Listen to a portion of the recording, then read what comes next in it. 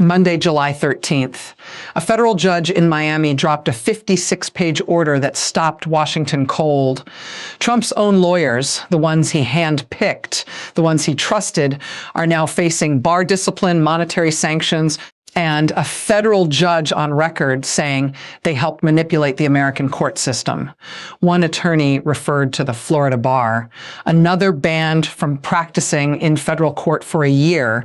And the man currently running the entire United States Department of Justice, Trump's own acting attorney general, may lose his law license over what that judge found. Here's what happened. Judge Kathleen Williams, U.S. District Court, Southern District of Florida, assigned to oversee Trump's lawsuit against the IRS. A lawsuit Trump filed against his own administration in January, claiming $10 billion in damages over the leak of his tax returns. On Monday, she voided the entire settlement, nullified, dead. And on her way out the door, she took Trump's legal team with her. Quick context so this makes sense. Trump sued the IRS. The IRS works for Trump. The Justice Department, which had to defend the IRS, also works for Trump. So Trump effectively sued himself, then settled with himself. The settlement terms, a $1.776 billion fund, they called it the Anti-Weaponization Fund, intended to compensate people who claimed the government wrongly targeted them. Translation, Trump's allies and loyalists. The settlement also permanently barred the IRS from auditing Trump, his sons, his businesses, or anyone connected to them for past tax issues. A sweeping immunity package wrapped in the language of a legal settlement. That's what Judge Williams was looking at. Here's the problem, page 38 of her ruling.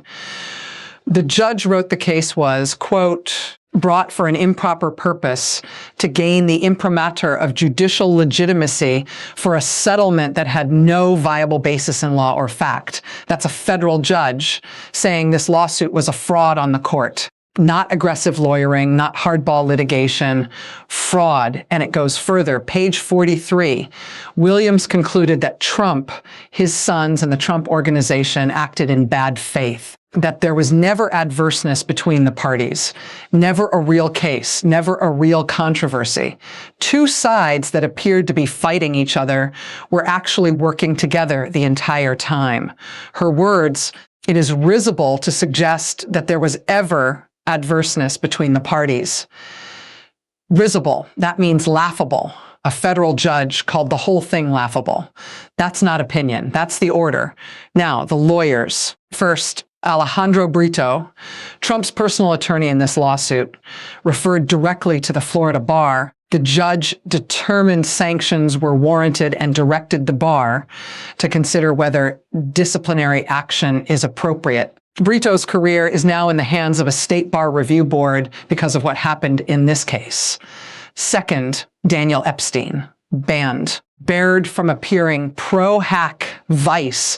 That's the legal term for permission to practice in a court outside your home state in the Southern District of Florida for 1 full year. He can't set foot in that courtroom as counsel, not for Trump, not for anyone. Third, and here's where this detonates. The judge ordered a copy of her ruling mailed directly to the State Bar of New York and the District of Columbia Bar. Why? Because those two bars already have open disciplinary proceedings against 2 other lawyers connected to this case. Acting Attorney General Todd Blanche and Associate Attorney General Stanley Woodward, 2 of the most powerful law enforcement officials in the country, both now entangled in a federal judge's sanctions order saying they helped Trump manipulate the judiciary. Let that sit for a second. The man running the Department of Justice, the nation's chief law enforcement officer, is facing bar discipline because of a deal he signed to give his boss immunity and $1.8 billion in funds. What nobody caught in the first wave of coverage, Williams flagged something else buried in the record. A memorandum Blanche quietly added to the DOJ's announcement the day after the settlement, a separate document barely noticed at the time that purported to forever bar and preclude the federal government from taking any action related to Trump's past tax returns. That memo extended protection not just to Trump, but to his family members, his businesses, and anyone considered a related party. The scope of that immunity was so broad that, according to Williams, it potentially covers Securities and Exchange Commission investigations, civil actions, even future administrations. Williams noted this arrangement may violate the Constitution's prohibition on increasing a president's compensation while he's in office. That's documented page after page. In a 56-page federal court order, the judge's finding on Blanche specifically, she said she was extremely troubled by his congressional testimony. She found he had potentially given misleading answers to senators about how the settlement was executed and what it covered. She sent her ruling directly to the bar already investigating him. That's a federal judge telling a state bar, look at what this man said under oath. 2 days later, July 15th, Blanche sits down in front of the Senate Judiciary Committee for his confirmation hearing. The cameras are rolling, 5 hours of testimony, and the IRS ruling is hanging over every single question. When senators asked him directly about Judge Williams's order, Blanche said, quote, "I very much disagree with the judge's insinuations about me, and we're going to do what we can to make that right." Insinuations. That's how he described a federal judge's documented findings in a 56-page ruling. Williams had already answered that framing in the order itself. She noted the Department of Justice had 109 days to enter an appearance in this case, 109 days. The DOJ never showed up, never filed a response, never entered the case on behalf of the IRS it was supposed to be defending. Williams had specifically asked the parties to explain how they were adversaries, a basic legal requirement for any lawsuit to exist. They couldn't, because they weren't. They were working toward the same goal from the beginning. Here's where things changed in the hearing room. Republican senators started asking hard questions. Not just Democrats. Tom Tillis of North Carolina told reporters he was leaning yes on Blanche's confirmation, but only if he had, quote, absolute certainty that the 1776 fund cannot rear its ugly head. A Republican senator conditioning his vote on a guarantee the fund is permanently dead. That's not party unity. That's alarm. And John Cornyn of Texas, one Republican no vote is enough to sink the nomination in committee, hasn't committed. Senate Judiciary Chairman Chuck Grassley hasn't even scheduled a committee vote yet. Blanche's confirmation is in serious jeopardy because of what a federal judge found about what he did. Meanwhile, Trump's response, unfiltered and immediate. A spokesperson for Trump's legal team issued a written statement pushing back on the ruling, framed it as a politically motivated attack, called the lawsuit a legitimate response to the IRS leak of his tax records. What they didn't address, why the DOJ never appeared in court to actually defend the IRS, why the settlement covered future SEC investigations of Trump's family, how any of this benefits the American taxpayer rather than the Trump organization, those answers aren't in the statement. They're in the 56-page order. Now, to be fair, the other side has arguments worth hearing. Trump's defenders say the IRS did leak his tax returns. That's real. An IRS contractor, Charles Littlejohn, was convicted for that leak, sentenced to 5 years. The underlying grievance that government employees used confidential tax information to harm a political figure is a legitimate one. Trump's team argues he had every right to sue. And some legal scholars have argued that a president can bring claims against executive agencies under certain circumstances. The law here is genuinely unsettled in some corners. Trump supporters frame this as a judge using process arguments to obstruct a valid settlement that would have helped thousands of wrongly targeted Americans, not just Trump. Blanche himself made a point during the hearing that some legal analysts have not dismissed. He said the settlement terms around tax audits don't place Trump above the law. Future filings, he said, are still subject to full examination. Nobody is above the law, were his exact words. There's a version of this where you believe that. I'm not here to tell you which version is right. But here's what the documents show. The settlement was negotiated between Trump's private lawyers and DOJ lawyers who report directly to Trump. No independent review, no adversarial litigation. The IRS, the agency being sued, had no independent voice at the table. Williams found, quoting directly, the plaintiffs improperly employed this lawsuit to justify a particular award, access to taxpayer funds, and exemption from audits, which was accomplished by leveraging control over defendants. That's not political spin. That's what she found in the record after reviewing every filing. Here's the backstory. Fast version: Trump's tax returns leaked in 2022 through major news outlets. The IRS contractor responsible was arrested, charged, and convicted. Trump filed suit against the IRS and Treasury in January 2026, seeking $10 billion in damages. By late May, the DOJ and Trump's team had quietly settled, creating the anti-weaponization fund and the sweeping tax amnesty provisions without ever submitting the settlement to the court for approval. Outside legal organizations jumped in, flagged the collusive structure. Williams reopened the matter. What she found over the following weeks became the July 13th ruling. The fund drew bipartisan backlash almost immediately. Critics on both sides feared it would function as a slush fund, payments flowing to Jan, 6 defendants, pardoned allies, and political supporters controlled by a board Trump personally selected. Blanche said publicly the fund was not moving forward, but he never put that in writing. Senators pressed him on it in the hearing. He insisted it's dead. They wanted it in writing. He didn't provide it. Here's what the courtroom record actually shows on that day the ruling landed. No advance notice, no scheduled hearing. Williams issued her 56-page order on a Monday morning, and by afternoon, legal analysts were calling it one of the most comprehensive judicial rebukes of a presidential administration in modern memory. The sanctions are real. The bar referrals are real. The monetary sanctions are real. And the prohibition on ever using this settlement in any future proceeding, judicial, administrative, arbitration, any official forum, is permanent and binding.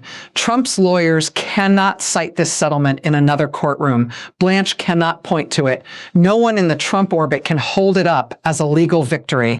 It's not just voided, it's poisoned. Any reference to it going forward is prohibited by federal court order. What experts are saying, former federal prosecutor Joyce Vance, this is a federal judge finding that the president used the court system as a tool for personal enrichment. That is a profound indictment of the conduct, not just the settlement itself. Former DOJ ethics official Kathleen Clark, the referrals to the state bars are significant. And these aren't suggestions. When a federal judge sends your name to a state bar during ongoing proceedings, that's an official finding that your conduct warrants formal review. Even legal voices generally sympathetic to executive power have acknowledged the structural problem. When both sides of a lawsuit work toward the same outcome from the beginning, and when that outcome happens to personally benefit the plaintiff's finances, a court has no business lending its name to it. Williams said exactly that. 56 pages of it, former U.S. Attorney Harry Littman. The fact that she found sanctions warranted under both Rule 11 and the court's inherent authority, those are two separate legal tracks. She wasn't hedging. She used every tool available to her. Here's the consensus from people who do this for a living. The settlement is dead. The lawyers face real professional jeopardy. Blanche's confirmation is in serious doubt. And the judge's finding of bad faith and collusion is now a permanent part of the federal record. Here's why this matters beyond the legal arguments. The man currently making decisions about federal prosecutions, surveillance, and law enforcement priorities across the country, the acting Attorney General of the United States, is trying to secure his permanent confirmation while a federal judge has formally told his state bar that his congressional testimony may have been misleading. That affects DOJ operations right now, today, not hypothetically. Every decision Blanche makes while this is unresolved carries the weight of that finding. And the people who were counting on the anti-weaponization fund, Trump allies, pardoned defendants, former officials who believed compensation was coming, that fund is dead. The promise is gone. And the legal mechanism used to create it has been declared a fraud on the court by a federal judge. What's still unclear? Whether Blanche's confirmation survives the committee vote. Grassley hasn't scheduled it. Cornyn hasn't committed. One Republican defection ends it in committee. And every day that passes, the Williams ruling sits in front of every senator who has to decide whether this man should permanently lead the DOJ. Also unclear whether Trump and his team attempt a new arrangement. Williams noted in a footnote that a private agreement completely separate from the IRS litigation isn't necessarily barred by her ruling. She simply said the court cannot validate something built on fraud. The door to a new deal is not fully closed, but it can no longer be dressed in judicial clothing. What I'm watching, the bar proceedings, Florida, New York, D.C., all three bars now have formal referrals or notifications triggered by a federal court order. Those processes run parallel to everything else unfolding in Trump's legal orbit. Blanche is attempting to get confirmed as Attorney General while his law license is under active review. That is an extraordinary situation with no real precedent in American legal history. I'm also watching the confirmation timeline. A committee vote requires every Republican present to vote yes. Cornyn's position is the tell. If Cornyn votes no in committee, the nomination ends without ever reaching the full Senate floor. And the constitutional question Williams raised, that the tax amnesty for Trump's personal finances may violate the emoluments clause. That argument doesn't disappear with the settlement being voided. Legal organizations are already building cases on it. Expect litigation where we are right now. The IRS settlement is voided, declared improper, collusive, and built on bad faith, permanently prohibited from being cited in any proceeding anywhere. Alejandro Brito referred to the Florida bar. Daniel Epstein banned from the Southern District of Florida for 1 year. Todd Blanche facing bar proceedings in New York, confirmation in doubt. 2 days after the ruling, he was sitting in front of the Senate Judiciary Committee defending himself. Stanley Woodward referred to the D.C. bar, monetary sanctions ordered, Trump's sweeping tax amnesty killed by judicial order coming next. The bar proceedings will move. Blanche's Senate Judiciary Committee vote has no date. Cornyn's decision could come any day. And Trump's legal team has signaled they're considering their response to the full order. This is where we are. A federal judge looked at Trump's own lawyers, the men and women he trusted to protect him, and found bad faith, collusion, and manipulation of the judicial process. Then she referred them to their state bars, his own lawyers, the ones who built this deal for him. Now, facing professional consequences across 3 states because of what she found in the record, that's not my take. That's the 56-page order. Filed July 13th. It's in the record. It's not going anywhere. Stunties. The Blanche confirmation vote could happen any day now. When it does, I'll break down every word.